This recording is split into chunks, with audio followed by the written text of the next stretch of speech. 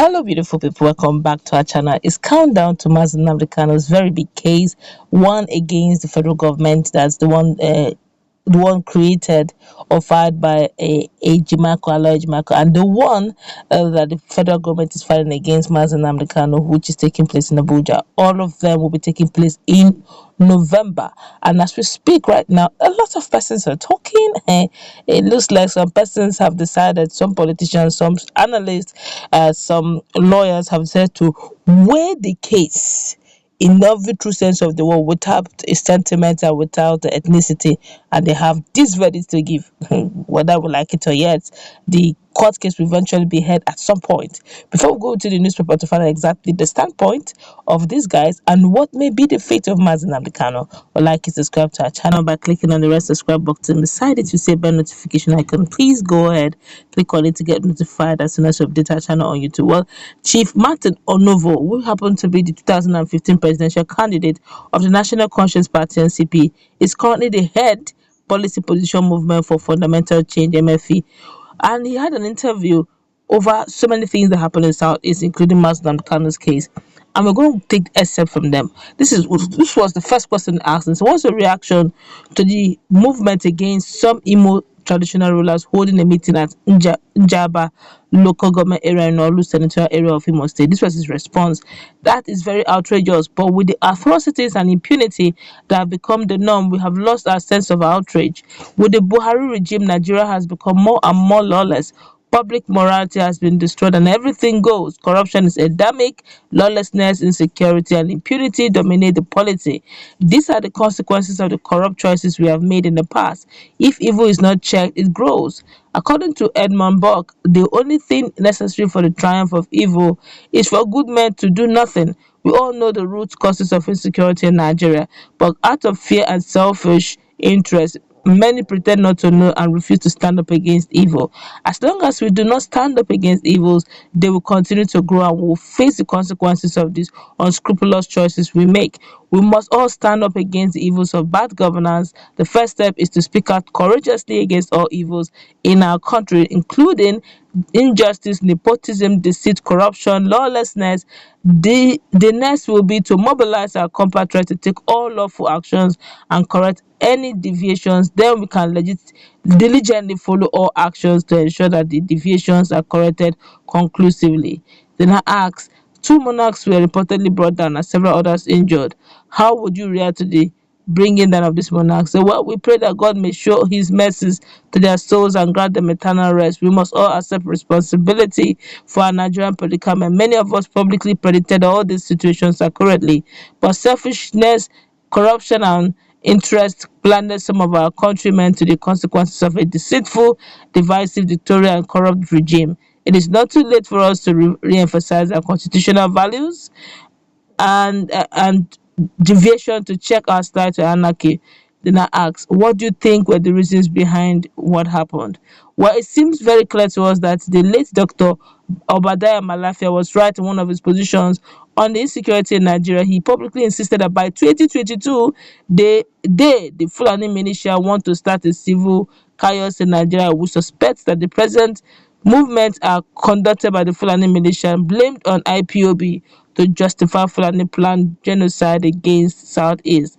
The governors of Imo and Anambra State earlier indicated that these guys are not from their state. The chairman of Njaba Local Government Council has accused the police of negligence of duty. This is quite serious. Then I asked, why do you think traditional rulers were targeted by these guys? Well, traditional rulers are community leaders. They're not ordinary citizens. They were moved against to create a false sense of insecurity to justify the planned movement. It seems clear that leaders are targeted as very important persons by the Fulani militia to justify false claims of insecurity as a basis for planned genocide, disguised as a security response. Please remember the insight of His Excellency Jonah Jang, who stated that what is happening is not a secret. People are being brought from Mali, from Chad, and all over to come and occupy native land. You can see the agreement of the expressed knowledge of His Excellency Jonah Chang of the North Central and the conclusion of Afenifere of the Southwest. So the facts are clear to all. Would it be right? And I asked him, would it be right to say that the Imo State Governor Hope Uzodinma has totally lost control of the situation in the state? This is his response. Mr. Hope Uzodinma has never had control of the situation. Apparently, he lacks human wisdom and leadership acumen. He seems to be haunted by his own choices.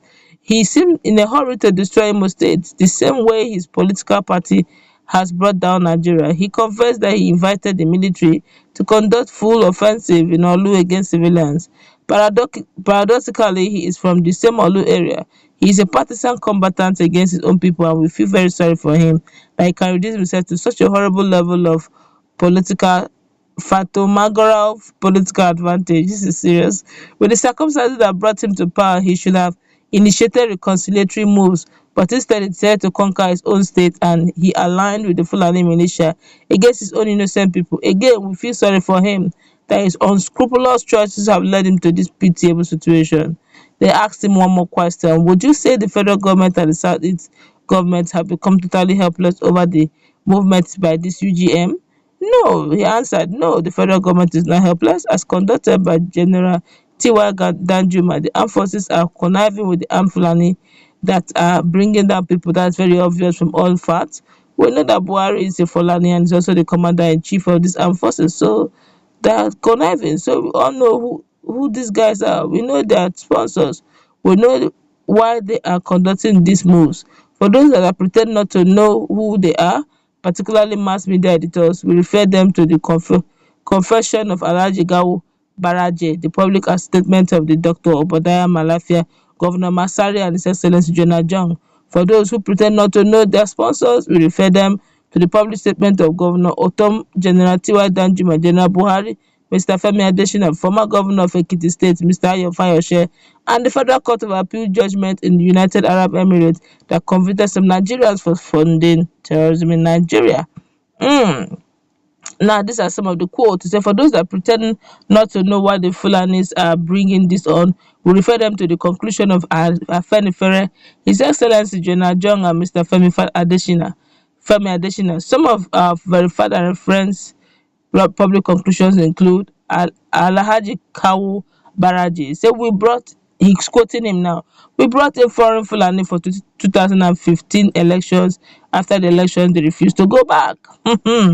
Former President Obasanjo, it is now West African Fulanization, African Islamization.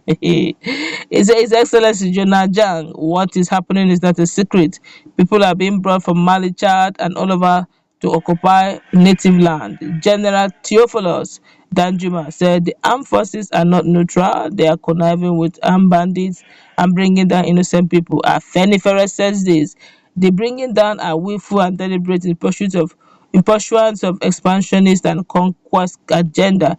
Barrister Malcolm Omihorob, Buhari's government is not one that is nice.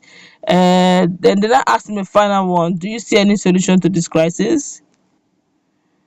He said clearly there are many solutions. We can all decide to work together as compatriots to agree on which solution is more expedient. Okay, but the final one he asked, which I'm going to take quickly. Would you advise the federal government to drop the court charges against Nnamdi Kanu and stop his persecution as a step to the resolution of the crisis in Southeast? This is what he said. He said, First, our look at the charge sheet suggests that the case of the government is very weak. Second, the opinions of leading independent lawyers suggest that the court has no jurisdiction to try the matter because Nnamdi Kanu is a citizen of the United Kingdom and was kidnapped in Kenya and brought to Nigeria without any extradition process. The insecurity was there before Nnamdi Kanu was kidnapped. The crisis in the Southeast is artificial and was contrived by the Fulanis with their sponsors and collaborators as a prelude to justify their planned movement against Southeast and conquest and occupation of Southeast lands. The evidence is very clear and has previously been highlighted. God help us. Let's meet in our comment section. He has said it all. What's your take? Quoted a lot of persons who made some references concerning the movement that late Dr. Malafia made some months ago before his death. Well, obviously, he's quoting a lot from both General Theophilus Afenifere, Barrister Malcolm, His Excellency Jonah Jang, former president of Nigeria, Olusegun Obasanjo, Alhaji Kawo Baraji, all of them all refer to the same insecurity situation in Nigeria. Let's meet in the conversation. Let's interact.